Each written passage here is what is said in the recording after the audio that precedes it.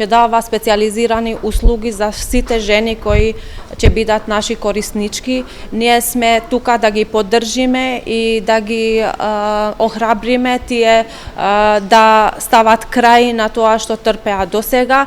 Во овој центар ќе се дават бесплатни услуги на психолошка поддршка, социјален работник и правни помош, исто така и кариерно советување додека има потреба да се реинтегрира повторно во општеството. Од анализите или истражувањето што ги направува национална мрежа, гледаме дека тука кај нас насилството е доста присутна и тоа после ковид пандемијата уште повеќе и поинтензивно и затоа е многу потребна ова услуга веќе да почнува да функционира и да ги услужува корисничките. Во Титово е отворен прво затоа што Титово и Гостивар се двата поголеми градови во Полошки регион. Кога се отвара ваков сервис, пожелно е да биде отворен во поголем град заради поголемиот број на кориснички. Секако центарот ќе биде отворен и за сите жени кои што доаѓаат од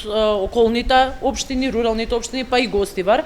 Со Гостивар ќе видиме дали постои веројатност да таму отвориме друг, затоа што според стандардите поставени од Советна Европа, треба да постои ваков центар на секој 50.000 жители. Така да, генерално во секој поголем град во Македонија треба да има минимум еден. Во секој случај за поздравување еден ваков чекор, една ваква иницијатива, значи за отворање нова советувалиште.